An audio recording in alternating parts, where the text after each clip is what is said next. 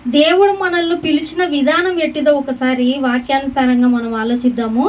అపోస్తులైన పౌలు రోమీలకు రాసిన పత్రిక 8వ అధ్యాయము 28వ వచనం, దేవుణ్ణి ప్రేమించు వారికి అనగా ఆయన సంకల్పం చొప్పున పిలువబడిన వారికి మేలు కలుగుటకై సమస్తమును సమకూడి జరుగుచున్నవని ఎరుగుదుము. ఆయన యొక్క సంకల్పంలో పిలిచాడంట దేవుడు. మనం పుట్టక ముందే, మన తల్లి గర్భంలో పడక ముందే దేవుడు ఏ విధంగా ఆయన మనల్ని పిలిచాడంట? ఆయన యొక్క సంకల్పము చొప్పున, అంటే ఆయన అనాదిలోనే మనల్ని యేసుక్రీస్తు నందు ఏర్పరచుకున్నాడు. యేసుక్రీస్తు ద్వారా మాత్రమే నాకు పిల్లలు రాగలరు. ఈ లోకానికి, ఈ భూలోకానికి పంపితే తిరిగి రావాలంటే వారికి వారుగా రాలేరు ఎవరు కూడా, ఒక్క ప్రభు తప్ప. ఒంటరిగా రాలేరు ఎవ్వరు కూడా. ఏదో ఒక చిన్న విషయంలో పొరపాటు చేస్తారు గనక యేసుక్రీస్తు ద్వారా మాత్రమే రాగలరని ఆయన యొక్క సంకల్పములో మనల్ని ఉంచుకున్నాడంట, పిలిచాడంట. దేవుణ్ణి ప్రేమించు వారికి అనగా ఆయన సంకల్పం చొప్పున పిలువబడిన వారికి మేలు కలుగుటకై సమస్తమును సమకూడి జరుగుచున్నవంట. ఈ 2 తిమోతి 1వ అధ్యాయము 9వ వచనం చూడండి. మన క్రియలను బట్టి కాక తన స్వకీయ సంకల్పమును బట్టి అనాది కాలములనే క్రీస్తు యేసునందు అనుగ్రహింపబడినదియు క్రీస్తు యేసును మన రక్షకుని ప్రత్యక్షత వలన బయలుపరచబడినదియునైనా తన కృపను బట్టి మనలను రక్షించి పరిశుద్ధమైన పిలుపుతో ఆయన మనలను పిలిచెను. చూసారు, ఇక్కడ ఆయన కృపను బట్టి, ఆయన యొక్క దయను బట్టి, ఆయన సంకల్పంలో అయితే మనం ఉండి పిలిచాడంట. అయితే మనము ప్రతి ఒక్కరం దారి తప్పిపోతాం కాబట్టి ఆయన కఠినంగా కాకుండా ఆయన కృపలో, ఆయన దయలో దయ చూపిస్తున్నాడంట. పోన్లే, మనుషులే కదా, ఏదో ఒక అవసరాన్ని బట్టి ఏదో ఒక పొరపాటు చేసింటారు, పోన్లే అని ఆయన కృపను బట్టి మనల్ని పిలిచాడంట. ఆయన సంకల్పం ప్రకారం అయితే ప్రతి ఒక్కరము ఈ లోకానికి వచ్చి తిరిగి ఆయన వద్దకు వెళ్ళవలసిన వారమే. కానీ అంత ఈజీగా మనం వెళ్ళలేము. ఒక్క యేసుక్రీస్తు బలియాగం ద్వారా, ఆయన ద్వారా మాత్రమే మనం వెళ్ళగలమంట. అయినప్పటికీ యేసుక్రీస్తుల వారి యందు అయినప్పటికీ ఆయన కృపలను బట్టి మాత్రమే వెళ్ళగలమంట. యేసుక్రీస్తుల వారిని ఆయన బలియాగం చేశారు కదా, అంటే ఇప్పుడు ఆయన బలి అయ్యాడు కాబట్టి భూప్రపంచంలో కనబడే ప్రతి మనిషి పరలోకానికి వెళ్తారా? యేసుక్రీస్తుల వారు అందరి పాపాల నిమిత్తం బలి అయ్యాడు కదమ్మా, బలి అయిపోయాడు కదా ఆయన, అందరి పాపాల నిమిత్తమే కదా. ఇప్పుడు ఆయన మరణించి తిరిగి లేచాడు కాబట్టి సర్వమానవాళి ఇంకా డైరెక్ట్గా అందరు పరలోకానికైనా వెళ్ళలేరు. ఆయన కృపను బట్టి అంట. యేసుక్రీస్తుల వారి తర్వాత ఏముండాలి? దేవుని కృపను బట్టి. అంటే యేసుక్రీస్తుల వారు మన కొరకు బలియాగం అయ్యాడని తెలిసిన, ఆయన పాపుల నిమిత్తం మరణించి తిరిగి లేచడం తెలిసిన ఇంకా కృప చూపించుకునేవారు ఉన్నారు. ఆయన మరణం కూడా కొంతమందిని కరిగించలేకపోతుంది. కొంతమంది కరుడు కట్టినటువంటి ఆ హృదయాలకి ప్రభు మరణం కూడా లెక్క చేయడం లేదు కదా. ప్రభు ఆయన అందరి కొరకు బలియాగం అయినాడు అన్నప్పటికీ వినడం లేదు కదా. ప్రభువునే అంటున్నారు కదా రకరకాలుగా. అంటే దేవుని కృపను బట్టి మనం పిలువబడ్డామంట, దేవుని యొక్క దయను బట్టి. పోన్లే అని ఆయన కృప చూపిస్తున్నందుకు, ఆయన పిలుపులో కృప ఉన్నందుకే మనము పిలువబడుతున్నాం ఆ లోకానికి రావడానికి. అదే కృప లేకుంటే, కఠినం ఉంటే, ప్రభు మరణించి తిరిగి లేచాడని అందరికి తెలుసు, ప్రభువే అందరికీ సర్వమానవాళికి మార్గం అని తెలుసు.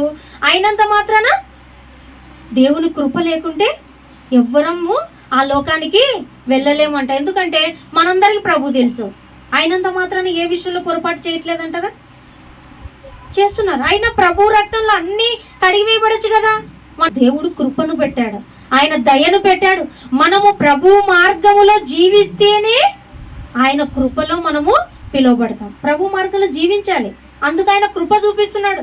ఏమోలే, పిల్లలు కదా, నా పిల్లలే కదా, తెలిసి తెలియక పొరపాట్లు చేస్తున్నారు, ప్రభువును విశ్వసించారు, కానీ వాళ్ళ జీవితంలో ఏదో ఒక అవసరాన్ని బట్టి కొన్ని పొరపాట్లు చేస్తున్నారని ఆయన కృప చూపిస్తున్నందుకు ఇంకొక రోజు బ్రతికుంటున్నాం మనం కదా. అయితే యేసుక్రీస్తులు వారిని అనుసరిస్తూ దేవుని కృపలో మనము నడుచుకోవాలంట. ఏదైనా దేవుడు క్షమిస్తూ ఉన్నాడు కదా, దయ చూపిస్తూ ఉన్నాడు కదా, కృప చూపిస్తూ ఉన్నాడు కదా, నేను ఏమైనా చేయొచ్చు, నేను ఎలాగైనా ఉండొచ్చు అంటే కుదరదు. ప్రభువులోకి వచ్చాక అటువంటి కుదరవు అనమాట. ప్రభువునే అనుసరిస్తూ జీవించాలి. అలాగే దేవుని శక్తిని బట్టి కూడా మనం పిలబడ్డామంట.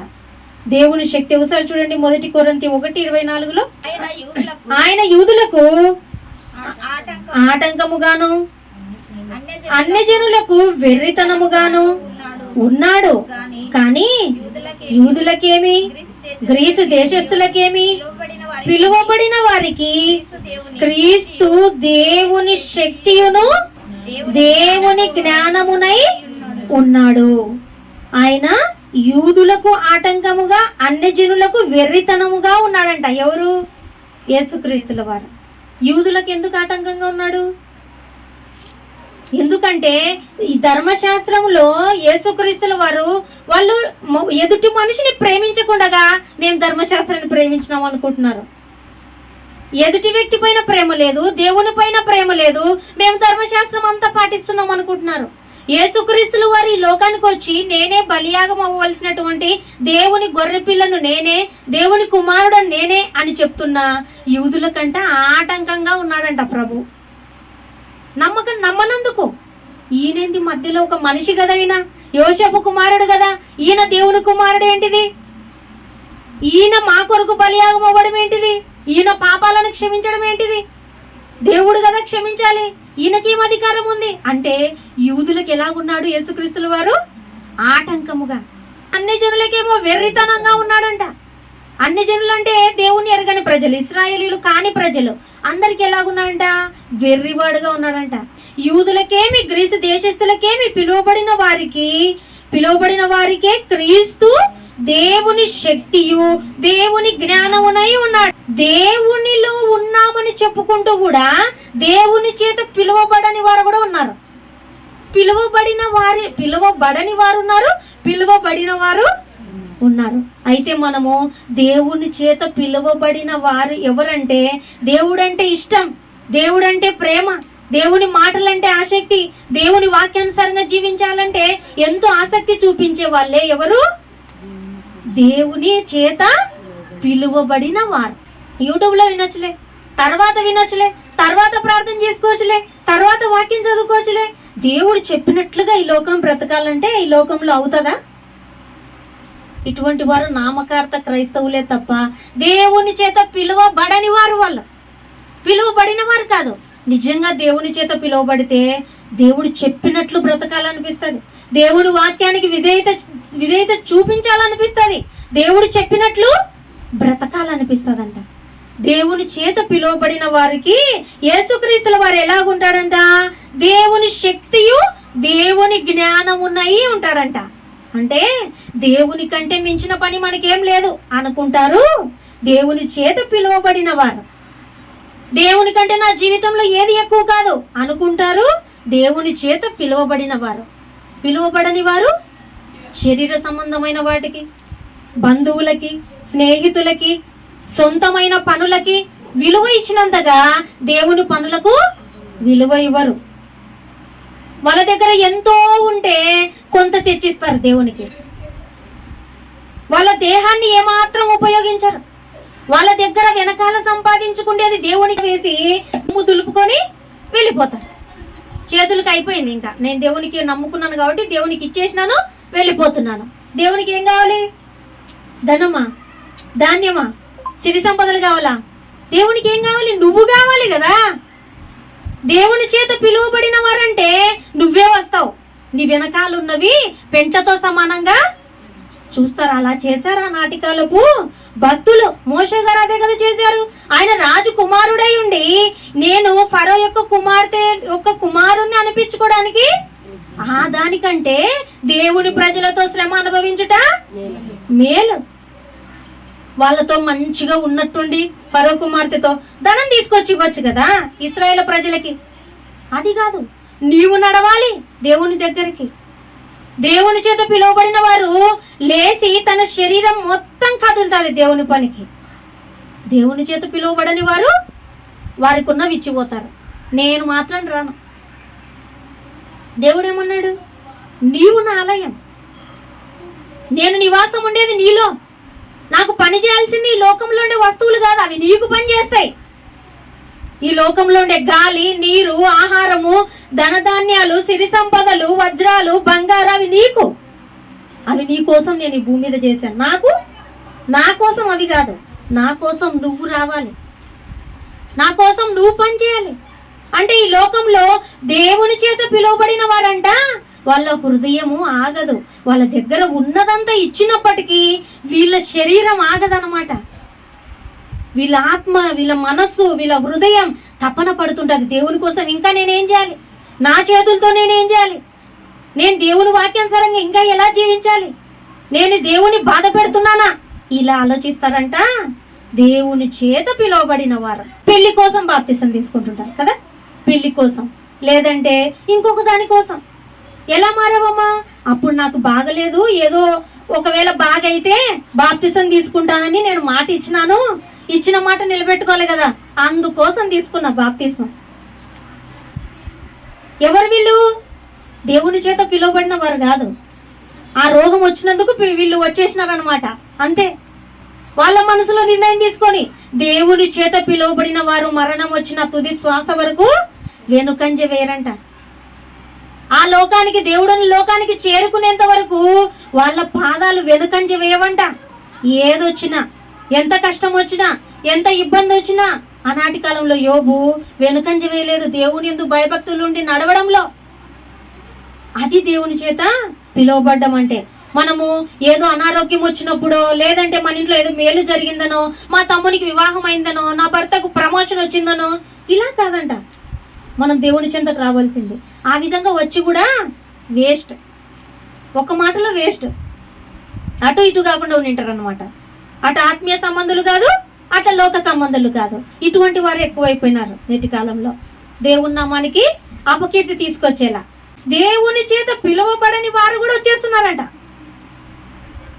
పిలువబడిన వారు కూడా వస్తున్నారు. దేనికోసం? దేవుని నామానికి మహిమదానికి కాదు, అవమానం తీసుకురానిక. వాళ్ళను బట్టి నిజంగా పర్ఫెక్ట్గా బ్రతికే వాళ్ళకి అవమానం వస్తుంది. మీ దేవుడా? అవునా? అయితే అట్లయితే వాళ్ళు కూడా వెళ్తారంట చర్చికి. వాళ్ళు ఇట్లున్నారే అంటున్నారు. దేవుని నామానికి ఏమొస్తుంది అక్కడ? అపకీర్తి. అందుకేనంట వాళ్ళకి వెర్రితనంగా ఉంటాడంట ప్రభు, వెర్రిగా మాట్లాడుకునేటట్లుగా ఉంటారంట. కానీ దేవుని చేత పిలువబడిన వారికి యేసుక్రీస్తు అంట దేవుని శక్తి అంట. మనకు యేసుక్రీస్తుల వారు దేవుని శక్తి, దేవుని జ్ఞానం. 2 తెస్సలోనికీయులకు రాసిన పత్రిక 2:14 మీరు ఇలాగున రక్షింపబడి మన ప్రభు అయిన యేసుక్రీస్తు యొక్క మహిమను పొందవలెనని ఆయన మా సువార్త వలన మిమ్మును పిలిచెను. చూసారా? యేసుక్రీస్తు మహిమ పొందవలనని సువార్త వలన మనల్ని పిలిచాడంట. ఇలాగ పిలువబడాలి మనం. ఎప్పుడైనా సరే దేవుని చేత పిలువబడ్డామంటే ఆయన సంకల్పం మనకు అర్థమవుతుంది, ఆయన కృపలో మనం ఉంటాము, ఆయన శక్తి అని, దేవుడు ఒక శక్తి అని మనకు తెలుసుకుంటాం. ఆయన వెర్రితనంగా కనపడ్డు మనకి. మీరు? నేను దేవుని తెలుసుకుంటా ఎరిగినా కాబట్టి. అంటే సువార్త ద్వారా ఎరిగారా? ఏదైనా అనారోగ్యం వస్తేనా? అట్లా దేవుని వాక్యం ద్వారా. అలాగా సువార్త వలన కొంతమంది పిలువబడతారు. కొంతమంది అనారోగ్యం ద్వారా కూడా వస్తారు దేవుని వద్దకి, కానీ ఆ దేవుని కొరకు పర్ఫెక్ట్ గా బ్రతుకుతారు. ఆ క్షణం నుంచి అలా బ్రతుకుతారు. కానీ కొంతమంది అక్కడి వరకే, పెళ్లి చేసుకున్నంత వరకే, ఆ బాప్తిజం సర్టిఫికేట్ అయిపోయి పెళ్లి తర్వాత దేవుడు ఎవరో ఇంకా వీళ్ళెవరో అలా బ్రతుకుతారంట. అంటే ఒక్కొక్కరు ఆ మారు మనసు పొందే విషయంలో దేవుని చేత పిలువబడిన వారు ఉన్నారు, పిలువబడని వారు ఉన్నారంటే వాళ్ళ ఇష్టానుసారంగా ఏదో మేలు జరిగిందని, ఏదో మంచిదని, ఏదో మా ఇంట్లో మేలు జరుగుతుందని, ఏదో పెళ్లి జరిగేంత వరకు అంతే, అట్లా ఆ విధంగా ఉన్నటువంటి వారంట దేవుని చేత పిలువబడని వారంట. ఇంకా దేవుడు ఎలా పిలుచుకుంటాడంటే సువార్త వలన. అంటే యేసుక్రీస్తు యొక్క జననం, మరణం, పునరుత్థానము ఇవన్నీ కూడా వినినప్పుడు ఒక మనిషి ఎప్పుడైతే మారతారో వాళ్ళని కూడా దేవుడి చేత పిలువబడిన వారనే చెప్పుకోవచ్చు మనం, వాళ్ళను సైతం. ఈ విధముగా దేవుడు మనల్ని పిలిచాడంట ఇన్ని రకాలుగా. ఆత్మయు పెండ్లి కుమార్తెయు రమ్ము అని కూడా మనల్ని పిలిచాడంట ప్రకటన గ్రంథంలో ప్రకారముగా. చూడండి 1 కొరింథీ 1:26, సహోదరులారా మిమ్మును పిలిచిన పిలుపును చూడడి, మీలో లోకరీతిని జ్ఞానులైనను గనులైనను గొప్ప వంశం వారైనను అనేకులు పిలువబడలేదు, కానీ ఏ శరీరియు దేవుని ఎదుట అతిశయింపకుండునట్లు జ్ఞానులను సిగ్గుపరచుటకు లోకములో నుండు వెర్రి వారిని అనుకుంటారంట. ఏ మనిషి అయినా సరే దేవుని ఎదుట అతిశయించకూడదు. మేము గొప్పోళ్ళం, మేము జ్ఞానవంతులం, మేము బలవంతులం, మేము ధనవంతులం, అందుకు ప్రభు మనల్ని ఎన్నుకున్నాడు తెలుసా? అనుకోకూడదంట. ఆయన పిలుచుకున్న రీతి ఎలాగుంటదంటే, మీలో లోకరీతి జ్ఞానులైనను గనులైనను గొప్ప వంశం వారైనను పిలువబడలే. ఆయన జ్ఞానులు వద్దంట, గొప్ప వంశం వాళ్ళు వద్దంట. మనమైతే ఏం కోరుకుంటాం? ఎవరినైనా పిలిస్తే మనము ఏ శుభకార్యం చేసుకున్నా ఎవరిని పిలుస్తామమ్మా? మొదటిగా ఫస్ట్ ఎవరిని పిలుస్తారు?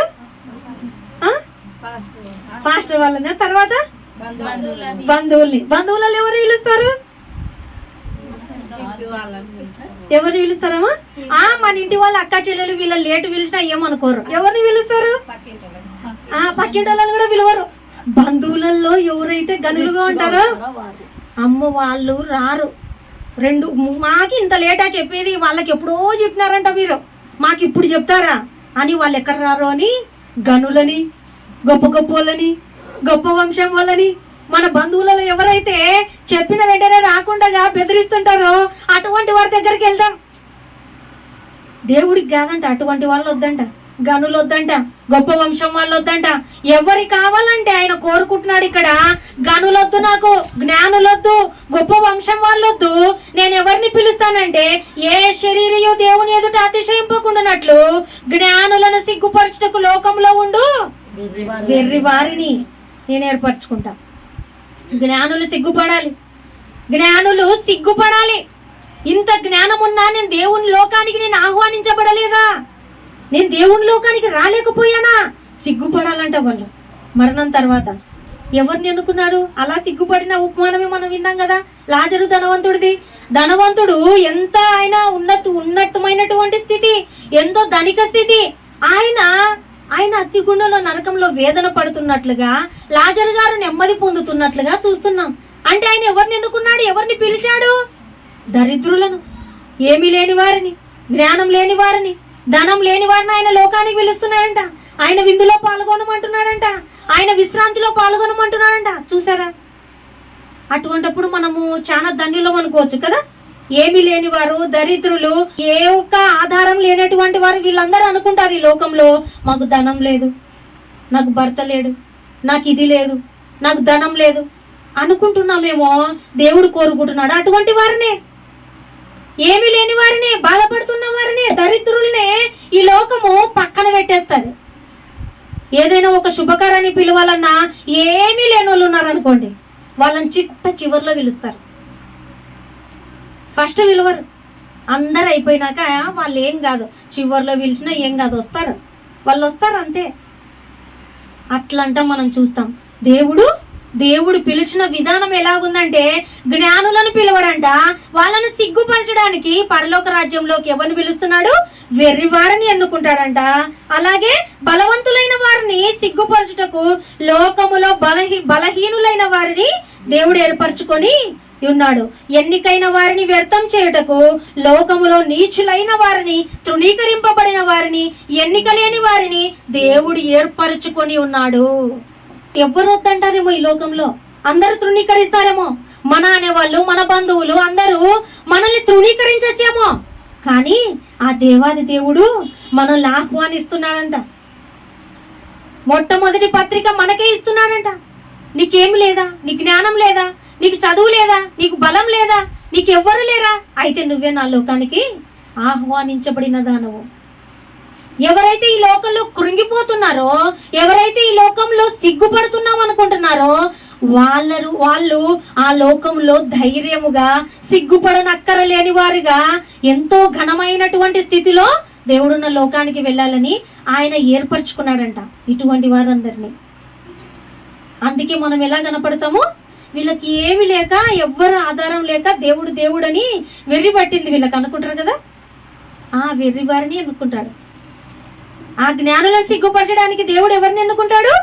వెర్రి వారినే, జ్ఞానం లేని వారినే, బలహీనులనే ఎన్నుకుంటాడంట. దేవుడు పిలిచే విధానము ఏదైనా సరే దేవుని యొక్క రీతికి, ఆయన విధానానికి మన విధానానికి చాలా వ్యత్యాసం. ఆకాశానికి భూమికి ఉన్నంత తేడా. మన ఆలోచనలు వేరు, ఆయన ఆలోచనలు వేరు. మన లోకపరంగా ఏవైతే మనం గొప్ప అనుకుంటామో ఆయన దాన్ని 0 స్థానానికి వేస్తాడు. మనం ఏదైతే హై స్థితిలో చూస్తామో ఈ లోకంలో దాన్ని కిందికి వేస్తాడు, కింద దాన్ని పైన పెడతాడు దేవుడు. అలా అనుకోవాలి మనం. మనకు నిజంగా వాక్యమే తెలియకపోయినా ఈ లోకంలో గొప్పదేదో మనం ఆలోచించాలా, దాన్ని మనం కింద పెట్టాలి. ఏది తక్కువ అనుకుంటున్నారు? వాక్యం తక్కువ అనుకుంటున్నారు అందరూ కదా. వాక్యమే ఉంది, అందరి చేతుల్లోకి ఉంది. ఇది ఏమన్నా ఏం పెడతాదా, ఏమన్నా ఆహారం కదా. ఇది అందరు కింద పెడుతున్నారు, ధనాన్ని పైన పెడుతున్నారు. మనం ఏం చేయాలి? దేవుడి చేత పిలువబడిన వారం వాక్యం పైన పెట్టి అన్నిటినీ కింద పెట్టాలి. మన జీవితంలో కూడా అంతే, మన హృదయంలో కూడా అంతే. మన హృదయంలో వాక్యం ఫస్ట్, దేవుని మాటలు ఫస్ట్, తర్వాతనే అన్నీ. ఇంకా బంధువులు కావచ్చు, ఇంటి వారు కావచ్చు, స్నేహితులు కావచ్చు, ఇంకా నీకేమైనా ఇష్టమైతే ఏదైనా వస్తువులు కావచ్చు, అవన్నీ ఎక్కడో ఉండాలి. ఒకవేళ దేవునికి ఆటంకపరిచేవైతే ఆ వాటిని పక్కన పెట్టేసి దేవుని మార్గాన్నే అనుసరించాలి. ఎవరైనా ఆటంకపరుస్తున్నారు అనుకో, మన వారిలోనే, మన బంధువులలోనే, వారినే దూరం ఉంచాలి తప్ప దేవుణ్ణి దూరంగా ఉంచకూడదు. అందుకే మనకు దేవుడు ఈ సమయం ముందు హెచ్చరిక చేస్తున్నాడు. నేను పిలిచిన పిలుపులో ఉన్నావా నువ్వు? నేను నా లోకానికి ఆహ్వానిస్తున్నా కొంతమందిని. ఆ కొంతమందిలో నీవు ఉన్నావా? ఎంతో మంది పిలువబడతారంట, కానీ ఏర్పరచబడిన వారు కొందరేనంట. అనేకులు ప్రవేశించాలని చూస్తారంట, ఇరుకు మార్గంలో ప్రవేశించలేరు. సంతోషంగా కోరుకోరంట. ఎంత ఇరుకైనా, ఎంత కష్టమైనా, ఎంత ఇబ్బంది అయినా ఇరుకులోనే నడుస్తారంట దేవుని చేత పిలువబడిన వారు. ఎంత కష్టం ఉన్నా, ఎంత వేదన ఉన్నా, ఎన్ని సమస్యలున్నా దేవుని విడిచిపెట్టరు. అంటే ఏంటిది? వాళ్ళు విశాల మార్గాన్ని ఎన్నుకోవట్లేదు. ఇరుకు మార్గమైనా పర్లేదు, నేను ఇరుకులో నుంచే వెళ్తాను, అక్కడికి వెళ్ళిన తర్వాత విశాల మార్గం వస్తుంది నాకు, విశాలమైన పరలోకం కదా. ఇక్కడ విశాలంగా జీవించామనుకోండి, ఆ లోకానికి మనం చేరడం కష్టం. ఎందుకంటే వీటిలోనే మునిగిపోతాం, ఈ ఆనందంలోనే, ఈ సుఖ సంతోషాల్లోనే ఇక్కడే మనం నిలిచిపోతాం తప్ప దేవుని ధ్యానించే వారంగా ఉండం, దేవుని హృదయంలో ఉంచుకునే వారంగా ఉండం, దేవుని మాటలు అస్సలు లెక్కనే పెట్టం. ఈ లోకంలో విశ్రాంతిగా జీవిస్తే, ఈ లోకంలో కష్టపడాలి, ఆ లోకంలో విశ్రాంతి పొందుకోవాలి. ఈ లోకంలో ఇరుపుగా జీవించాలి, ఆ లోకంలో విశాలంగా ఉండొచ్చు. మనం ఒకటే గుర్తు మనకి, ఈ లోకంలో మనము ఎవరెవరిని పిలుస్తున్నాం, ఎవరెవరికి మేలు చేయాలనుకుంటున్నాం? మన వారికే, మన బంధువులకే, మన రక్త సంబంధులకే. ఎందుకు? వాళ్ళైతే పొగుడుతారనా? పొగుడుతారు ముందర ఒకటే, తర్వాత ఏం పొగడరు, వెనకాల ఇష్టం వచ్చినట్లు మాట్లాడుకుంటారు. ముందర ఒకటి ఇప్పించుకోవాలి కదా, ఇప్పించుకోవడం కోసం పొగుడుతారు. ఆ తర్వాత మనకు తెలియదు వాళ్ళు ఏమనుకుంటున్నారో. కాబట్టి మనం వాళ్ళని కాదు లక్ష్య పెట్టాల్సింది. ఈ మనుషుల్ని దృష్టిలో పెట్టుకున్నామంటే, లోకాన్ని దృష్టిలో పెట్టుకున్నామంటే ఖచ్చితంగా మనము దేవుని చేత పిలువబడిన వారుగా జీవించలేం. ఈ లోకంలో ఆదాము మొదలుకొని ఈ యొక్క ఎండింగ్ పాయింట్ ఉన్నటువంటి క్రీస్తు రాకడ వరకు ఎంతమంది అయితే ఉన్నారో అందరూ గుర్తించలేని విషయం ఇదే. దేవుని చేత పిలువబడిన వారం మనము దేవునికి ఇష్టమైనట్లుగా బ్రతకాలి అని కోరుకోవట్లేదు. దేవుని కంట్లో కన్నీరు తీసుకొస్తున్నారు, దేవుని హృదయంలో బాధ కలిగిస్తున్నారు. అవసరమమ్మా దేవుడు బాధపడ్డం మనల్ని బట్టి? ఆయన ఎంతో సంతోషంగా దేవుడై ఉండి ఆయన ఎంతో హ్యాపీగా ఉండకోకుండా మన కోసం అంట ఆయన బాధపడుతూనే ఉంటాడంట. ఎక్కడ దారి తప్పోతామో ఎక్కడ వేదనకు గురవుతామో, ఎక్కడ పరలోకాన్ని పోగొట్టుకుంటామో అను నిత్యము మన గురించి ఆలోచన ఉంటాయి ఆయనకు. ఆయన సంకల్పంలో మనము ఉన్నప్పటికీ ఆయన సంకల్పం మనకు తెలియదు. ఆయన చేత పిలువబడ్డామని తెలియదు. ఏదో అమ్మ నాన్న ద్వారా ఈ లోకానికి వచ్చాము, ఈ లోకంలో బాగా బ్రతకాలి, బాగా కట్టాలి, తర్వాత అమ్మ నాన్న నన్ను పుట్టించుకున్నారు కనుక వాళ్ళని చూసుకోవాలి, తర్వాత మరణించాలి నా వయసు అయిపోతే. అంతేనా? అంతేనా మనిషి జీవితం? ఇంకేం లేదా ముందు వెనక? ఉంది. దేవుని యొక్క సంకల్పంలో పిలువబడిన వారం మనము. అది తెలియక ఈ లోకంలోకి వచ్చినప్పటి నుంచి పోయేంత వరకు అంతవరకే ఆలోచిస్తున్నాం మనం. జన్మించినప్పటి నుండి మరణించేంత వరకు అయిపోయి, ఆ తర్వాత లోకం గురించి, ఆ ముందు మనం రాకముందు కదా మనం దేవుల్లో ఉన్నవారం. దేవుని చేత పిలువబడిన వారికంట ఆయన సంకల్పం అర్థమవుతుందంట, ఆయన శక్తి అర్థమవుతుందంట, ఆయన జ్ఞానము ఎంతో గొప్పవాడని మనం తెలుసుకుంటామంట. అయితే ఆయన జ్ఞానహీనులు ఎన్నుకోవడమే కాదు, ఆయన ఇంకా ఒకసారి చూడండి ఫిలిప్పి 1:14 మరియు సహోదరులైన వారిలో ఎక్కువ మంది నా బంధకముల మూలముగా ప్రభునందు స్థిర విశ్వాసము కలవారై నిర్భయముగా దేవుని వాక్యం బోధించుటకు మరి విశేష ధైర్యము తెచ్చుకొనిరి. అంటే ఆయన ఉన్నతమైన పిలుపు దేవుని వాక్యము బోధించుటకు మరీ విశేష ధైర్యం తెచ్చుకోవాలంట. మనం దేవుని వాక్యం ప్రకటించాలన్నా, ఆయన యందు జీవించాలన్నా మనకు శ్రమలు ఎదురవుతాయి కదా.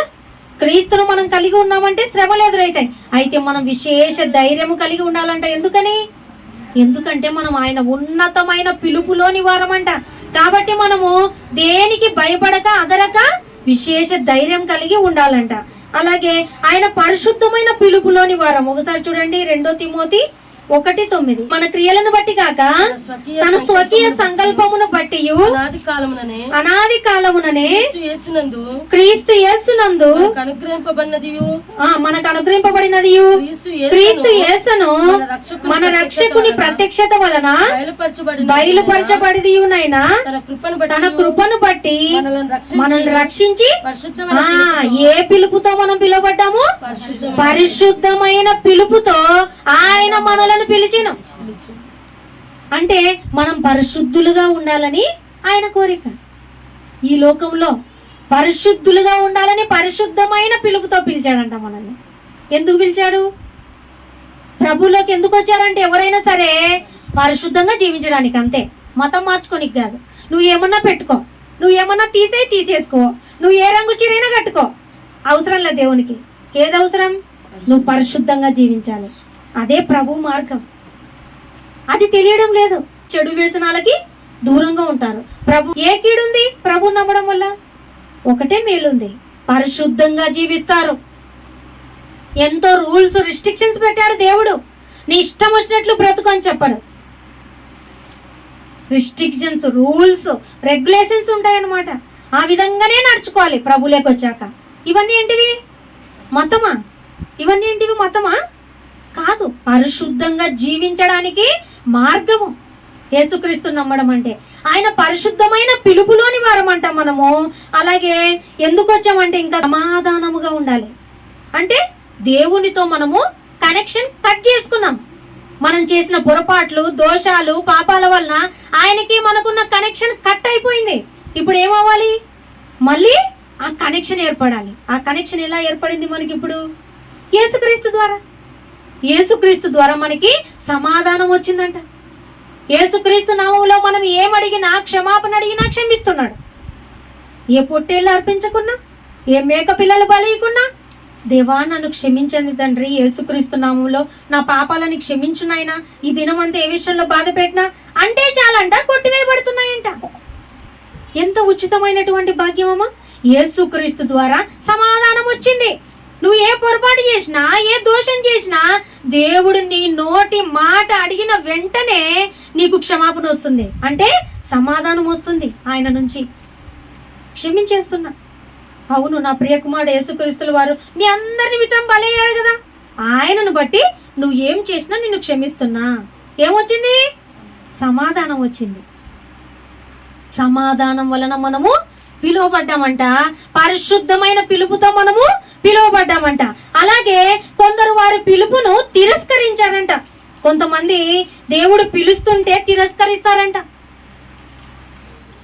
దేవుని నమ్ముకుంటే నిత్య జీవం వస్తుందని ఎవరైనా చెప్పారనుకోండి, తిరస్కరించేవారే కదా ఇప్పుడు ఎక్కువైనారు. మతము కాదు కానీ ప్రభు అంటే మార్గము, పరిశుద్ధంగా జీవించుటకు అంతే, ఇంకేం లేదు. సాతానికి ఇష్టమా పరిశుద్ధంగా జీవించడం? పరిశుద్ధంగా జీవిస్తే మీరందరూ పరలోకానికి పోరు, నేనొక్కటే నరకానికి పోవాలా? నాతో పాటు రావాలి కదా. అందుకోసమని అపవాది పురి కల్పిస్తుంది అందరినీ. సాతాను శోధిస్తే మనము సువర్ణం వలె మారుతామంట. సాతాన్ని ఎందుకు పెట్టాలో అనుకుంటాం. సాతాను ఉన్నందుకే మనము ఆ శోధనలో బలం పొందుకుంటాం. అందుకే పెట్టాడు, లేకుంటే ఏం అవసరం? దేవుడు అవసరం కాబట్టి పెట్టాడు, లేదంటే నరకంలో ఉంచలేకనా దాన్ని. నా బిడ్డలు బాగా వాళ్ళకై వాళ్ళు స్వతంత్రంగా రావాలి, ఈ సాతాను ఉంటే డిస్టర్బ్ చేస్తాదని దేవుడికి తెలీదా? అది డిస్టర్బ్ చెయ్యాలి, నువ్వు బలం పొందుకోవాలి. చేతులు చెప్తాం కదా, రమ్మని చేతులు చెప్తాం. ఆ లోపే వాళ్ళు కింద పడినా కూడా ఏం చేస్తాం? మళ్ళీ చేస్తాం అదే పనే. అయ్యో కింద పడుతున్నారు, దెబ్బ తాగుతుంది అనుకుంటే కాళ్ళు వస్తాయా? రావు. కింద పడినా ఏమైనా వాళ్ళకి ఏం కావాలి? నడక రావాలి. అది ప్రాముఖ్యమైంది తల్లిదండ్రులుగా మనం ప్రాక్టీస్ చేయించడంలో. కాబట్టి దేవునికి ఏం కావాలి? ఎంత కష్టంలో అయినా, సాతాను ఎన్ని శోధించినా, నువ్వు ఎంత కృంగిపోయేటట్టు చేసినా నీకు నేను గుర్తు రావాలి. సంతోషంగా మాత్రమే ఉంటే, ఓన్లీ సంతోషం ఉంటే ఇదే పరలోకం అనుకో. నువ్వు నా దగ్గరికి ఏడొస్తావు? వస్తావా?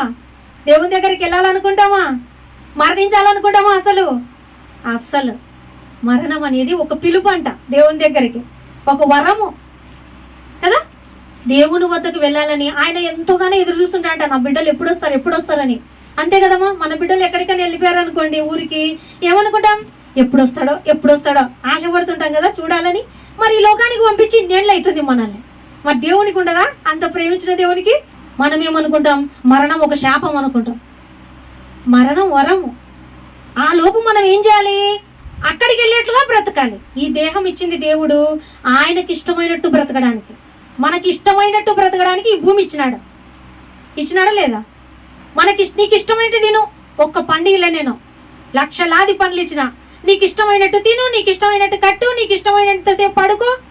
కానీ నాకు ఇష్టమైనటువంటిది ఈ దేహం. ఈ దేహంతో నువ్వు నీకు ఇష్టమైనవి చేయొద్దు, నాకు ఇష్టమైనవి చేయి. నువ్వు నివాసం ఉండడానికి ఈ లోకాన్ని నేను చేసిన భూమినంతా, ఇంత పెద్ద భూమిని చేసిన 6 అడుగుల మనిషికి కదా, ఇంత పెద్ద భూమిని చేస్తే అవన్నీ నీకు సంతోషాన్ని ఇస్తున్నాయి లేదా? ఇస్తున్నాయి కదమ్మా. ఈ సృష్టిలో ప్రతిదీ కూడా మీకు సంతోషాన్ని ఇవ్వట్లేదా? తాగే విషయంలో, తినే విషయంలో, కట్టే విషయంలో, చూసే విషయంలో ఎంత అందమైన సృష్టి కదా, అన్నీ సంతోషాన్ని ఇస్తున్నాయి కదా. చల్లని వర్షం కదా, వర్షం మీద పడుతుంటే ఎంత హాయిగా ఉంటుందో కదా. పంటలు పండడానికి వర్షం, ఆ నదుల దగ్గరికి వెళ్ళినా, సముద్రాల దగ్గరికి వెళ్ళినా ఎంత హాయిగా ఉంటుందో, సంతోషంగా ఉంటుందో. ఇవన్నీ సంతోషపడడానికి భూమిని అంతా ఇచ్చాడంట. కానీ దేవుని సంతోషపరచడానికి నిన్ను మాత్రమే చేసుకున్నాడు. ఇప్పుడు దేవుణ్ణి సంతోష పెట్టాలన్నా ఈ దేహంతో మనం సంతోషపడాలన్నా? దేవుణ్ణే సంతోష పెట్టాలి కదా.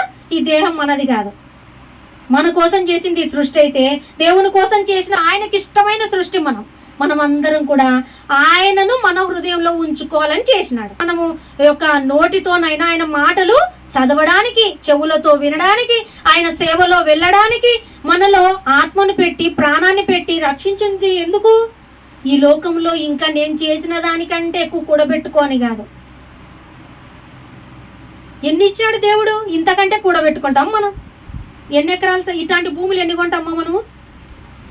ఇట్లాంటి భూములు ఎన్ని కొంటాం? ఎంత ప్రయాసం అన్నా ఇచ్చాడు అందరికి కలిపి ఒక భూమిని కదా. మనం ఎన్ని దాచిపెట్టుకున్నా వాటిని విడిచిపెట్టి వెళ్ళాలా లేదా? కాబట్టి మనము ఈ దేహముతో సంపాదించుకోవాల్సింది ఈ లోకంలో కాదు, ఈ లోకంలో వస్తువులు కాదు మనం సంపాదించుకోవాల్సింది. ఆ లోకంలో స్థలం సంపాదించుకోవాలి. ఈ లోకంలో స్థలం సంపాదించుకుంటే విడిచిపెట్టి వెళ్ళాలంట, ఉండలేము ఇక్కడ, అక్కడికి వెళ్ళిపోవాలి. ఎందుకంటే ఆయన ఈ లోకానికి పంపింది ఇక్కడే ఉండమని కాదు. ఇది ఒక హాస్టల్ లాగా. పిల్లల్ని మనం చదువుకోవడానికి పంపించామనుకోండి హాస్టల్కి, వాళ్ళ కోర్స్ అయిపోయేంత వరకు చదువుకోవాలా, మళ్ళీ రావాలన్నా వద్దా? లేదా అక్కడే ఉంటా, నేను హాస్టల్లోనే పెళ్లి చేసుకుంటా, నేను హాస్టల్లోనే ఉంటా, మరణించేంత వరకు ముసలిలోనైనా హాస్టల్లోనే ఉంటా అంటే ఎట్లుంటుంది? అజ్ఞానం కాదు? అవన్నీ కుదురుతాయా? కుదరనిస్తారా వాళ్ళు ప్రిన్సిపల్ వాళ్ళు? ఈ లోకంలో మనం ఒక హాస్టల్ లాంటిది. ఈ లోకంలో దేవుని ప్రేమను తెలుసుకొని మర్చిపోతాం ఖచ్చితంగా. అందుకోసమే ఒక్కొక్కరం ఒక్కొక్క వయసులో దేవుని నమ్ముకున్నాం కదా. దేవుని మర్చిపోయిన మనము దేవుడు జ్ఞాపకం చేస్తున్నాడు. దేవుడు జ్ఞాపకం చేసినప్పటి నుండి అయినా మనం ఏం చేయాలి? మరణించేంత వరకు విడిచిపెట్టకుండా పట్టుకోవాలి కదా. విడిచిపెట్టకుండా ఆయన ఎట్లా చెప్తుంటే అట్లా జీవించాలి. ఎందుకు జీవించాలి? ఆయనకి ఇష్టం వచ్చినట్టు. ఎందుకుమా? ఆయన దేహం కాబట్టి. ఆయనది, ఇది మంది కాదు. ఆయన ఉండడానికి కట్టుకున్న ఇల్లులు ఇవి కదా. ఆయన కోసం కట్టుకున్న ఇల్లు ఇది. ఆయన ఇంట్లోంచి ఆయన తరిమేయచ్చా మనం? మన ఇంట్లో ఉండి ఎవరన్నా మనల్ని తరిమేస్తే ఊరుకుంటామా? ఎన్ని కేసులు పెడతామో కదా. అంటే దేవుడు ఊరుకున్నాడనా? దేవుడు ఊరుకున్నాడని సాతాను రప్పించుకుంటాం, కోపాన్ని రప్పించుకుంటాం, ఆవేశము, అసూయ, అన్నీ అల్లరితో కూడిన ఆటపాటలు అన్నీ ఇక్కడ పెట్టుకుంటే దేవుణ్ణి తరిమేస్తే ఎట్లుంటుందమ్మా? దేవునికి ఎంత బాధపడతాడు? ఆయన మంచోడు కాబట్టి, ఆయన దయా దాక్షిణ్యం కలిగినవాడు కాబట్టి ఊరుకున్నాడు. ఇంకా లేదంటే అయిపోతాం, మన పని ఇంక ఉండదు. ఆనాటి కాలంలో ఎప్పటికప్పుడు మరణించే వాళ్ళు. ఇప్పుడు ఆయన కృప చూపిస్తున్నాడు, దయ చూపిస్తున్నాడు. ఆయన దయలో మనము నిలిచే వారంగా ఉండాలి, పోగొట్టుకోకూడదు. ఫెయిల్ అయిపోయినటువంటి స్టూడెంట్ ఇంకా వాళ్ళకి సప్లిమెంటరీ లేదనుకోండి, ఏమైపోతుంది? 10th క్లాస్ కష్టం కదా వాళ్ళు పాస్ అవ్వడం. కానీ దయ చూపించి సప్లిమెంటరీ ఇచ్చారు. సప్లిమెంటరీలో కష్టపడి పాస్ అవ్వాలి, అవునా కదా. మెయిన్గా అందరికి పెట్టినప్పుడు పాస్ అవ్వలేకపోయినా సప్లిమెంటరీ ఎగ్జామ్ మళ్ళీ తిరిగి రెండోసారి రాసినప్పుడైనా కష్టపడి చదువుకోవాలి కదా. మనం ఆల్రెడీ ఫస్ట్ టైం ఫెయిల్ అయిన వాళ్ళం, రెండోసారి అయినా కష్టపడితే కదా పాస్ అవుతాం. అప్పుడు కూడా కష్టపడకుంటే మనకి ఎవరు ఇస్తారు చెప్పండి? దేవుడున్న లోకాన్ని ఇవ్వడు అనమాట. కాబట్టి దేవుడు ఇవ్వాలంటే మనము ఆయన పిలుపుకు తగినట్టుగా జీవించాలి. ఆయన పరిశుద్ధమైన పిలుపుతో పిలిచాడంట, పరిశుద్ధులుగా జీవించి ఆయన వద్దకు వెళ్ళాలి. అప్పుడు ఆయన ఏర్పరచబడిన వారిలో మనం కూడా ఉంటాం. లేదంటే ఆయన పిలుపును తృణీకరించిన వారిలో ఉంటాం. ఆయన అందరు రావాలని కోరుకున్నారు, కానీ తృణీకరించారంట కొంతమంది.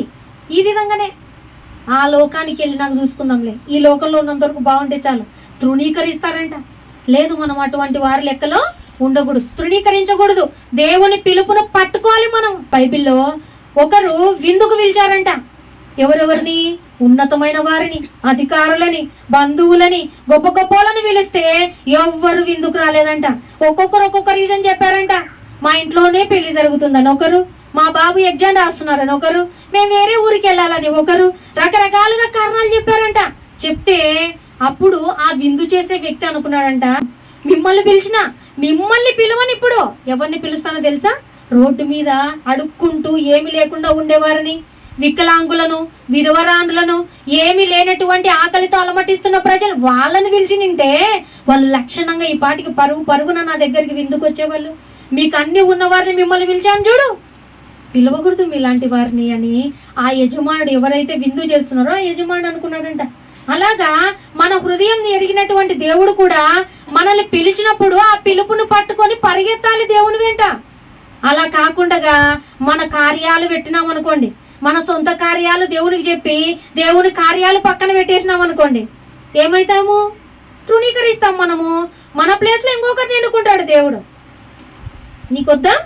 నా విందులో పాలి భాగస్తులు అవ్వాలి, నీకు లేదు కదా, వద్దులే. ఎవరికి నష్టం? నీకే నష్టం. దేవుని విందు అది. ఒక ఎమ్మెల్యే, ఒక సీఎం ఏదైనా విందు కార్యక్రమం చేస్తున్నారు అనుకోండమ్మా, ఎలా వెళ్ళాలనుకుంటారు? పిలవని వాళ్ళు కూడా వెళ్ళాలనుకుంటారు కదా ఆ విందుకి. ఎందుకు? మంచి ఐటమ్స్ కదా, ఉన్నతస్తులు మంచి ఐటమ్స్ లేని వాళ్ళకంటే కదా వెళ్తే బాగుంటుంది, మనం కూడా ఆ ఫంక్షన్కి వెళ్తే బాగుంటుందని పిలువబడని వారు కూడా వెళ్ళాలనుకుంటారే. ఈ విందు ఎవరిది? ఆ దేవాది దేవుని విందు అది. ఎట్లుంటుంది ఆ విందు? వెళ్ళాలని లేదా కదా. ఆయన పిలిచిన పిలుపుని మనము తృణీకరించకుండా చూసుకోవాలంట.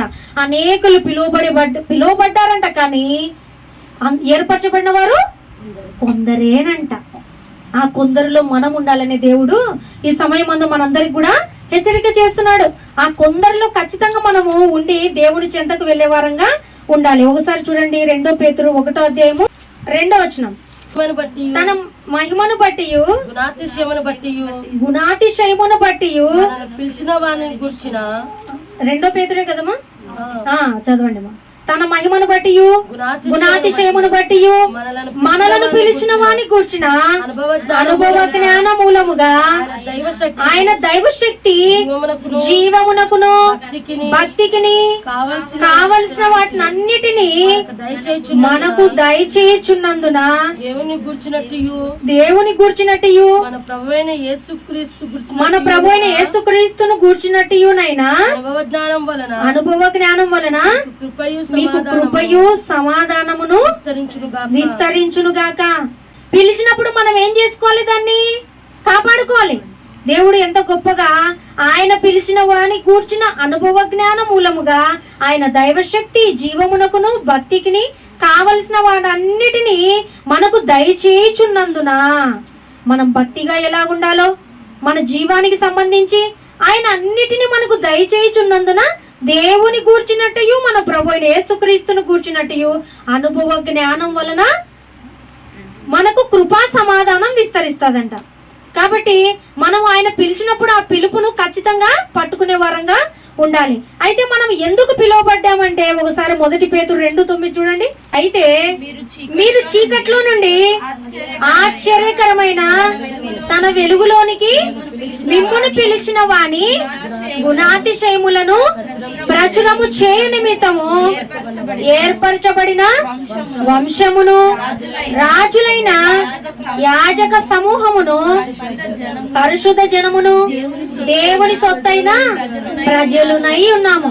అంటే మనం ఆయన వెలుగులో ప్రకాశించాలని ఆయన పిలిచాడంట మనల్ని అందరినీ కూడా. ఏర్పరచబడిన వంశం అంట మనము, రాజులైన యాజక సమూహం అంట, పరిశుద్ధ జనము, దేవుని సొత్తు అంట. మనం దేవుని సొత్తైన ప్రజలం. ఆయన మనము ఇంకా ఎందుకు పిలువబడ్డామంటే యేసుక్రీస్తు వారుగా ఉండాలని పిలువబడ్డామంట. ఎలాగుండాలంట మనము? కష్టం కదా, మనలో ఎవరో ఒకరి వలె ఉండాలంటే ఈ కష్టం ఏం కాదు, ఈజీనే. యేసుక్రీస్తు వారి వలె ఉండాలంట మనం దేవుని దగ్గరికి వెళ్ళినప్పుడు. అందుకే ఒక చోట వాక్యంలో అంటాడు, యేసుక్రీస్తు రాకడలో ఆయన ప్రత్యక్షమైనప్పుడు ఆయన వలె ఆయన ఉన్నట్టుగా మనం ఉండాలంట. ఆయన రూపం ఎలాగైతే కనబడుతుందో ఆ రూపం మనలో కనపరావాలంట. ఆయన ప్రేమ మనలో ఉండాలి, ఆయన దయ మనలో ఉండాలి, ఆయన సహనం మనలో ఉండాలి.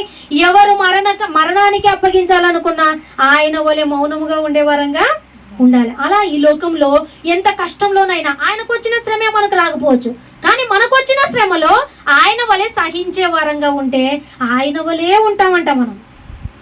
అందుకోసమే మనల్ని ఎందుకు పిలిచాడు దేవుడు అంటే మనము మనల్నిగా ఉండాలని కాదు, నేను నాలాగా మీరు మీలాగా ఉండాలని కాదంట దేవుడు పిలిచింది.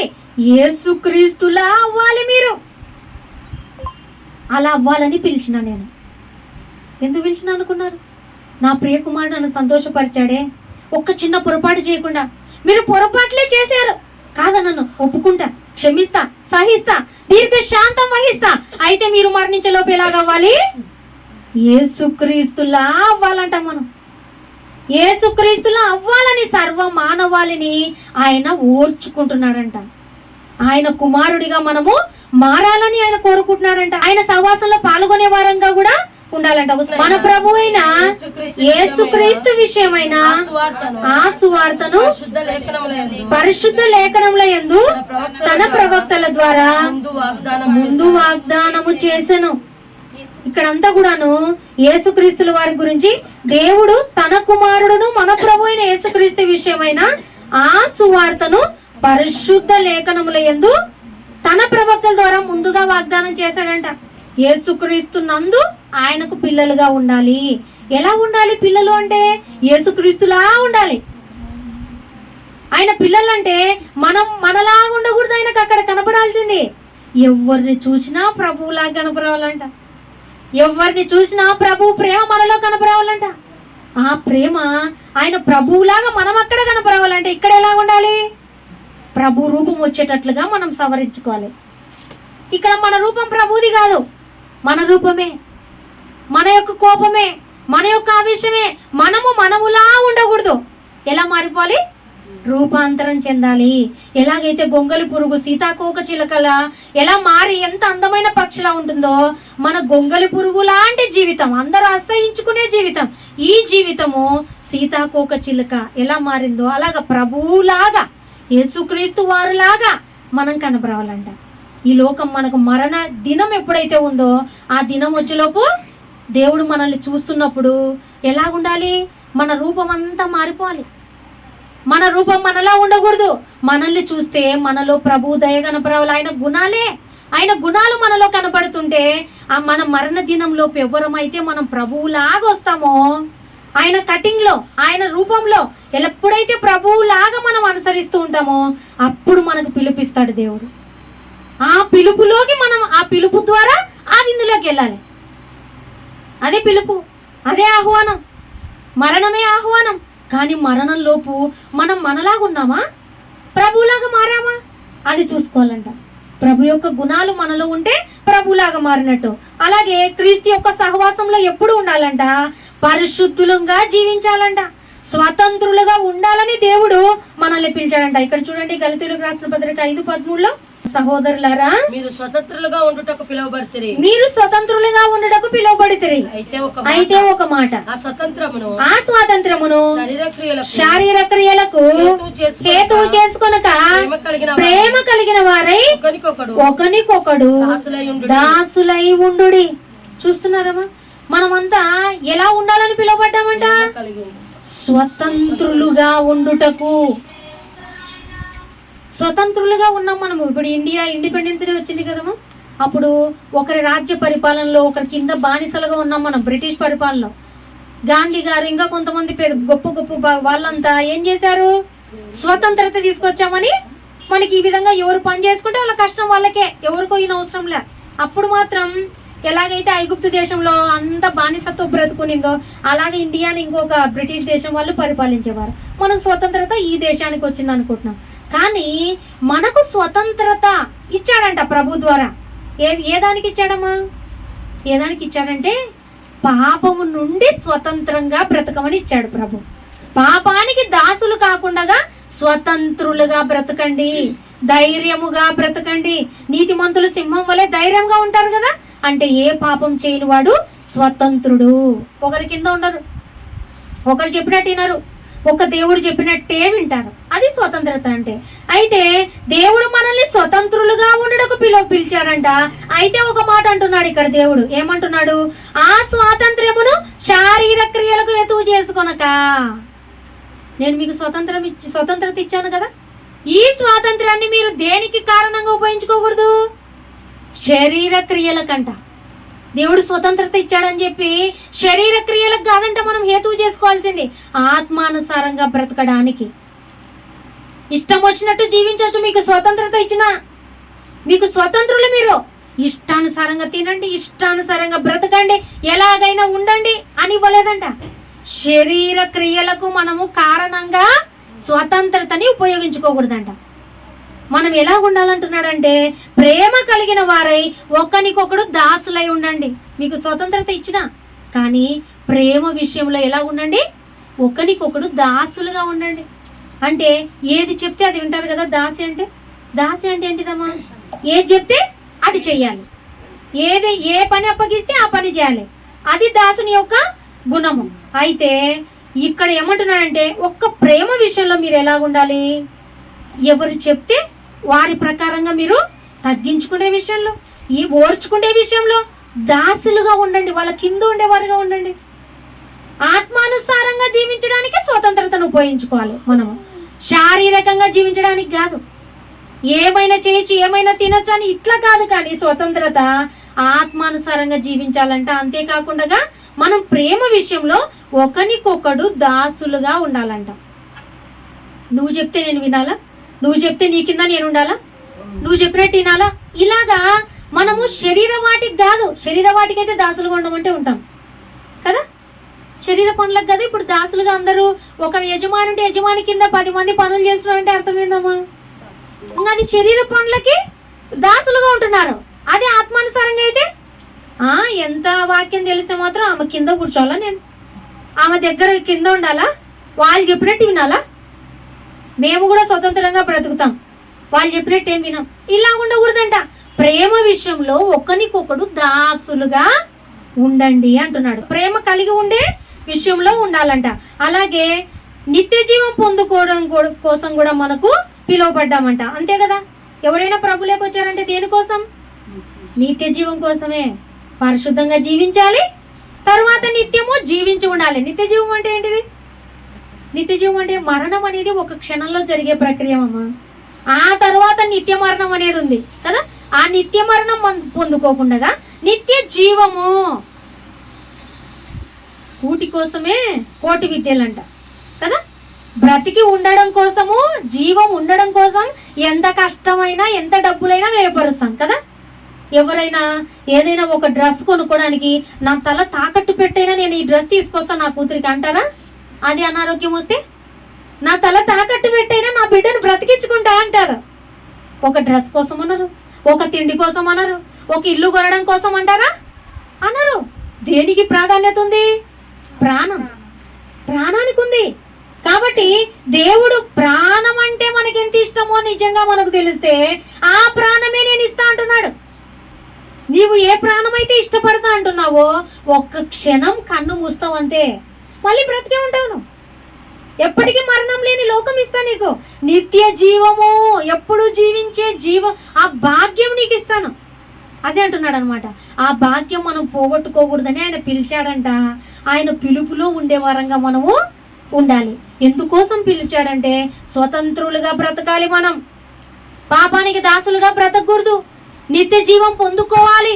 మరణించిన తర్వాత ప్రభువులాగే మనం దేవునికి, తండ్రి అయిన దేవునికి ప్రభువులా కనిపించాలి. అందరం ప్రభు ఎలా ఉన్నాడో ఆయన రూపాలు, ఆయన గుణాలు మనలో ప్రతి ఒక్కరిలో కనబరావాలంట. ఆ గుణాలు మనం ఇక్కడే సంపాదించుకోవాలి. అక్కడేం సంపాదించుకోనికి లేదు. కష్టము, ఆకలి, దప్పిక, వేదన, కామ, క్రోధం అన్నీ ఉన్నటువంటి ఈ శరీరంలో ఉండే సంపాదించుకోవాలంట.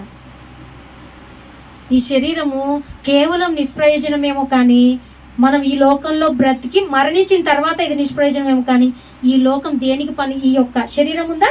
ఈ శరీరం పరలోకానికి వెళ్ళడానికి మంచి చేసినా చెడు చేసినా ఈ శరీరంతోనే కదా చేస్తారు కదమ్మా.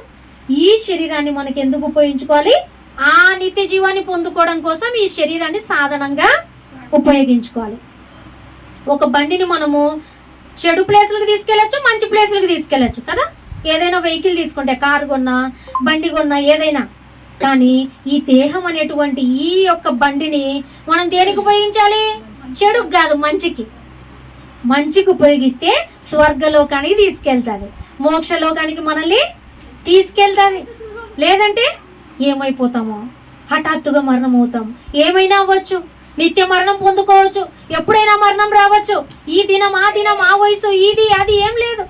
ఎంత ఆరోగ్యంగా ఉన్నా నెక్స్ట్ క్షణం మరణించవచ్చు. దాంట్లో ఏముంది? అందుకే దేవుడు మన ఇల్లు ఎప్పుడు చక్కబెట్టుకోవాలి?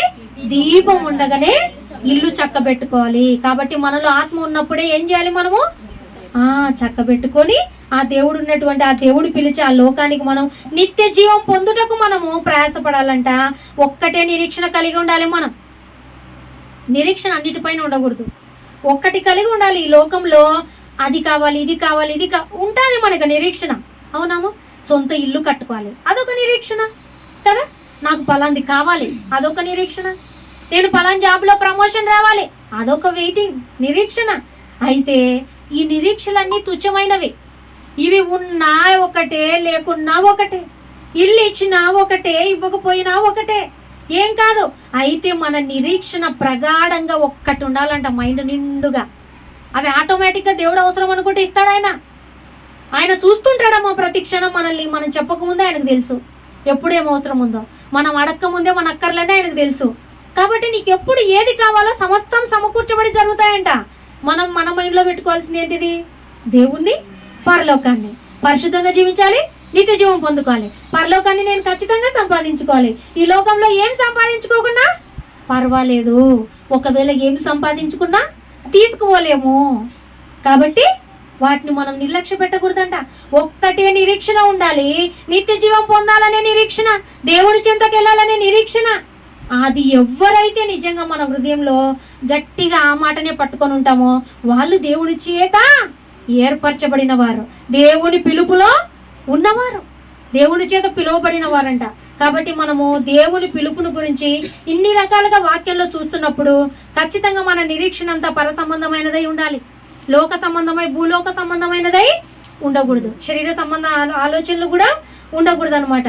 గొర్రె పిల్ల విందు కొరకు కూడా మనము ప్రకటన గ్రంథంలో ఉన్నట్లుగా గొర్రె పిల్ల విందు కొరకు పిలువబడ్డామంట. ఇంకా ఎఫెసీ 4:1 కాబట్టి మీరు సమాధానము అను బంధము చేత ఆత్మ కలిగించు ఐక్యమును కాపాడుకొనుట యందు శ్రద్ధ కలిగిన వారై ప్రేమతో ఒకరినొకడు సహించుచు మీరు పిలువబడిన పిలుపునకు తగినట్లుగా దీర్ఘ శాంతముతో కూడిన సంపూర్ణ వినయముతోను సాత్వికముతోను నడుచుకొనవలనని ప్రభువును బట్టి ఖైదీనైనా నేను మిమ్మును బతిమలాడుకొనుచున్నాను. అంటే ఇది ఎఫెసీలకు కదమ్మా, ఎఫెసీ సంఘానికి ఎవరు రాస్తున్నారు? పౌలు పత్రికలో ఆ సంఘానికి ఏమని హెచ్చరిక చేస్తున్నాడంటే, మీరు సమాధానమును బంధము చేత ఆత్మ కలిగించు ఐక్యమును కాపాడుకొనుట యందు శ్రద్ధ కలిగి ఉండండి. ఐక్యంగా ఉండడంలో శ్రద్ధ వహించండి. అంతేకాకుండా ప్రేమతో ఒకరినొకడు సహించుచు మీరు పిలువబడిన పిలుపుకు తగినట్లుగా దీర్ఘశాంతముతో కూడిన సంపూర్ణ వినయం, సగం కాదంట, సంపూర్ణ వినయం కలిగి ఉండాలి మీరు. అంతేకాకుండా సాత్వికముతో, దీన మనస్సు. సాత్వికం అంటే ఎంత ఉన్నా తగ్గింపు, ఎంతన్నా ఉండనివ్వండి. ఎంత ధనము బలము ఘనము ఎన్నున్నా తగ్గింపు మనస్సు మీరు కలిగి ఉండండి అని ఇక్కడ పౌలు గారు హెచ్చరిక చేస్తున్నారు వారికి. సాత్వికముతో నడుచుకునే వాళ్ళని ప్రభువును బట్టి ఖైదీగా ఉన్నారంట. ఆయన ఖైదీగా ఉండి పత్రిక రాస్తున్నారు. మీరు వినయంతో ఉండండి, మీరు సాత్విక హృదయం కలిగి ఉండండి, మీరు ఐక్యంగా ఉండండి. ఎందుకోసం ఉండాలి ఇలాగా? మీరు ప్రభువు పిలుపునకు తగినట్లుగా ఉండండి. ఆయన పిలుపులో ఉన్నామనుకుంటున్నారు, ఆయన లోకానికి వెళ్ళాలనుకుంటున్నారు, కానీ మీ ఇష్టానుసారంగా జీవిస్తున్నారు. ఒకరంటే ఒకరికి పడ్డంలా, వినయం లేదు, దేవుని మాటలు పాటించట్లేదు, తగ్గింపు మనసు లేదు. ఎలాగా మీరు దేవుని పిలుపులో పిలువబడినట్టు చెప్పండి అని హెచ్చరిక చేస్తున్నారు ఎఫెసీ సంఘానికి. ఆ విధంగా మనము కూడా ఈ యొక్క మాటలను బట్టి ఒకరి పట్ల ఒకరు సహిస్తూ ఓర్చుకుంటూ దీర్ఘశాంతం కలిగి మనం ఐక్యంగా ఉండి దేవుని పిలుపుకు తగినట్లుగా ఉండాలంట. అంతే కదా? ఎట్లంటే అటు వెళ్తామమ్మా. ఏదైనా ఫంక్షన్కి వెళ్తే ఎలాగెళ్తాం? ఏ ఫంక్షన్ బట్టి, చిన్న ఫంక్షన్ అనుకోండి దానికి తగినట్లు రెడీ అయ్యి వెళ్తారు. అట్లా కాకుండా పెద్ద ఫంక్షన్ అయితే దానికి తగినట్లు గ్రాండ్నెస్ కదా. అలాగా దేవుడు గ్రాండ్గా కట్టుకోమని మనకు ఏ వస్త్రాలు ఇస్తున్నాడు ఇక్కడ? వినయం, సాత్వికం, సహింపు, ప్రేమ, ఇవన్నీ కలిగి ఉండండి. ఐక్యంగా ఉండండి. ఇవన్నీ మీరు ధరించుకోండి. ఇవన్నీ కలిగి ఉండి దేవుని పిలుపుకి రెడీగా ఉండండి రావడానికి. దేవుడు ఎప్పుడు పిలిస్తే అప్పుడు కన్ను మూస్తే ఇవన్నీ మనం కలిగి ఉంటే ఆయన పిలుపుకు తగినట్లుగా ఉన్నాము గనక ఆయన ఉన్న లోకానికి మనము చేరుకోగలం అన్నమాట. అయితే ఇంకొక వచనం చూడండి, 1 పేతురు 2:20. తప్పిదమునకై దెబ్బలు తినినప్పుడు మీరు సహించిన ఎడల మీకేమి గణము? మేలు చేసి బాధపడినప్పుడు మీరు సహించిన ఎడల అది దేవునికి హితమగును. ఇందుకు మీరు పిలువబడితిరి. ఎందుకు పిలువబడ్డామంట?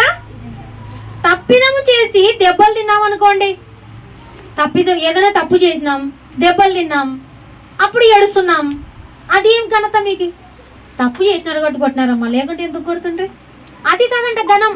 మేలు చేసి బాధ అనుభవిస్తే అప్పుడంట ఘనము. మేలు చేసి బాధపడినప్పుడు మీరు సహించిన అది దేవునికి హితము, మనకు కూడా ఘనతనే. ఇందుకు మీరు పిలువబడితిరి. చూడండి, ఎంత మేలు చేసినా కీడే చేస్తుంటారు అంటుంటారు కదా కొంతమంది. మన జీవితంలో కూడా ఎన్నోసార్లు ఎదుర్కొంటాం. అయితే మనం కీడు చేసి వాళ్ళ నుంచి కీడు పొందుకుంటే అదేం ఘనం ఏం కాదు. నువ్వు మేలు చేసి, నువ్వు అందరినీ ప్రేమించి ఇతరులు నిన్ను ద్వేషిస్తున్నారు, నువ్వు మేలు చేసినావు కానీ నీ కీడు చేస్తున్నారు, అది అంట దేవునికి హితం. ఎందుకంటే ప్రభువు కూడా అదే చేశాడు కాబట్టి. ఆయన అందరికీ మేలు చేశాడు. అందరికీ చెయ్యని మేలంటూ ఏది లేదు. ఎక్కడికి వెళ్తే అక్కడ అందరికీ స్వస్థత ఇస్తున్నాడు, ఆరోగ్యం ఇస్తున్నాడు, కడుపు నింపుతున్నాడు, స్వస్థతలు చేస్తున్నాడు, ఆత్మీయంగా బలపరుస్తున్నాడు, దేవుని ప్రేమను చూపిస్తున్నాడు. ఎన్ని చేసినా, ఎంత మేలు చేసినా ఏం చేసింది లోకం ఆయనకి? మరణ శిక్ష. ఏమొచ్చింది? కీడు వచ్చింది. మేలు చేసింటే కీడు అనుభవించాడంట. అందుకే దేవుడు కోరుకుంటున్నాడు, ప్రభువులాగా మనం మారాలి. మేలు చేయి. ఎవరు కీడు చేసినా, ఎవరు దూషించినా, ఎవరు ద్వేషించినా మనమైతే ఏం చేయాలి? ప్రేమించాలంట. ఆ సహనం మనకి ఉంటే దేవుని పిలుపుకు తగిన వారం మనం. అందుకే పిలిచాడంట. మనం అలా ఉంటామనే పిలిచాడంట దేవుడు ప్రభులోకి. నా బిడ్డలు స్వతంత్రంగా ఉంటారు, నేను చెప్పినట్లు బ్రతుకుతారు, దయ చూపిస్తారు, ఎవరు ఏ కీడు చేసినా సహిస్తారు, దీర్ఘశాంతం కలిగి ఉంటారు, నా మాటలకు వినే మనస్కులై ఉంటారు అని అంటే మనల్ని ఏర్పరచుకున్నాడంట. అనేకులు పిలువబడ్డారంట, కొందరే ఏర్పరచబడ్డారంట. ఆ కొందరిలో మనల్ని ఎందుకు ఏర్పరచుకున్నాడంటే మనం అలా ఉంటామని ఆయన కోరిక. మరి ఆయన కోరికను నెరవేర్చే వారంగా మనం ఉండాలి కదా. ఆయన పిలుపుకు తగినట్లుగా జీవించే వారుగా మనం ఉండాలి కదా. క్రీస్తులాగా మేలు చేసి కీడును సహిస్తే అప్పుడు మనం దేవుని ఎదుట నిజముగా ఆయన గ్రేట్గా ఫీల్ అవుతాడు. నా బిడ్డలంటే వీళ్ళు. నా ప్రియ కుమారుడు ఎలాగైతే ఇక్కడ బాధ అనుభవించాడో, నా బిడ్డ చూసావా? భూలోకంలో ఎంత శ్రమ వచ్చినా, ఎంతమందికైనా మేలు చేస్తుంది, కానీ తను కీడు పొందుకున్నా సహిస్తుంది, తిరిగి కీడు చేయట్లేదు. అదే మనం నేర్చుకోవాలి. ఒకరు కీడు చేస్తే మనం కీడు చేయకూడదంట. కానీ దేవుడు అన్నాడు, ఏమన్నాడు? కీడు చేసినా సహించు, మేలు చేయి, వాళ్ళు కూడా రక్షించబడాలని నా కోరిక అన్నాడు. చూడు, అక్కడ నిలబడింది క్రైస్తవ్యం. అక్కడ నిలబడినందుకు వాళ్ళు ముందుకు వస్తూనే ఉన్నారనమాట. పారిపోయే ప్రయత్నం చెయ్యము, ఎదురాడే ప్రయత్నం చెయ్యము, అందుకే దొరుకుతున్నారనమాట. క్రైస్తవులు ఎందుకు? చేతగాని వాళ్ళు కాదు. ప్రభు చేత కానివాడా ప్రభు? నేను ఇప్పుడు గన తలుచుకుంటే 12 వ్యూహముల సైన్యం. ఒక్క వ్యూహం అంటే 6,000, 12 6 72,000, 72,000 దూతలు వస్తాయి. నేను ఇప్పుడు తలుచుకుంటే నన్ను మీరు పట్టుకోలేరు. కానీ నా దేవుని యొక్క విధి, ఆయన కోరిక ఇది. సర్వ మానవాళి నిమిత్తం నేను బలి కావాలని. అందుకు మీరు నన్ను పట్టుకోగలుగుతున్నారు. అదే ఇప్పుడు కూడా ఎందుకు పట్టుకోగలుగుతున్నారు, ఎందుకు ఏమైనా చేయగలుగుతున్నారంటే ప్రభువు చెప్పిన మాటను బట్టే తప్ప. మన శక్తి అంతా ప్రభువే. మన శక్తి మనం కాదు, ప్రభువే. మాట మాత్రం ఒక ప్రార్థన చేస్తే ఆ నాటి కాలంలో ఎంతమంది కూలిపోయారు, ఏమేం జరిగినాయి. ఎరికో కూడా ఎంతో బలిష్టమైందంట. ఇప్పుడు చైనా కూడా ఎట్లుందో బలిష్టమైందిగా. ఎరికో గోడని కూలగొట్టాడు దేవుడు. ప్రార్థన చేస్తే చాలు, ఆయన సెలవిస్తే చాలు, మనం ఒక్క మాట చెప్తే చాలు, ఆయన ఏమైనా చేయగలడు కదా, సర్వ సృష్టికర్త. కానీ దేవుడు ఏమన్నాడు? క్షమించమ్మా అన్నాడు. నేను నిన్ను క్షమించినట్టుగా, నువ్వు మారు మనసు పొందినప్పుడు నేను నిన్ను క్షమించినట్టుగా నువ్వు వారిని క్షమించి నాకు కూడా ఏం ప్రార్థన చేయాలి నువ్వు? ప్రభు ఏం చేశాడు? ఆయనను శిక్షించే వారి కొరకు ప్రార్థన చేశాడు. అలాగే మనల్ని ద్వేషించే వారి కొరకు, మనల్ని హింసించే వారి కొరకు, వాళ్ళందరి కొరకు మనం ఏం చేయాలంట? ప్రార్థన చేయాలంట. ఒక్క ప్రభువును బట్టి అన్నిటినీ అణిచుకొని ఎంత సాత్వికముతో, దీర్ఘశాంతంతో క్రైస్తవులు ఉంటున్నారు. ఉండాలి కూడా, ఉండాలి. ఎందుకంటే దేవుడు నేర్పిందే అది. మన అనే వారి జోలికి, క్రైస్తవుల జోలికి ఎవరైనా వచ్చారనుకోండి, మనకు ఒకటేనా కోపం వచ్చేది, బాధ వచ్చేది? చెప్పండి. ఏదో ఒక సేవకుడి జోలికి చంపడమో, బాధ పెట్టడమో చేశారనుకోండి, మనకు ఒక్కటేనా కోపం వచ్చేది? ఆయన సేవకుడికి ఆయనకు రాదా? ఆయన ఏమైనా చేయలేడు? అక్కడ చేస్తాడు కదమ్మా. ఏదైనా దేవుడు ఏమన్నాడు? పగ తీర్చుకొనుట నా పని. నీతిమంతుల రక్తము చిందించిన వాడు సైతం అలాగే మరణిస్తాడు. వాడి శిక్ష వాడే వేసుకొని, వాడు చేసిన దోషంలో వాడే పడని. వాడు ఒక దోషం చేశాడంటే ఆ దోషం వానికి ఉరుగా చుట్టుకుంటుంది. నీ చేయి పడకూడదు అంటాడు దేవుడు.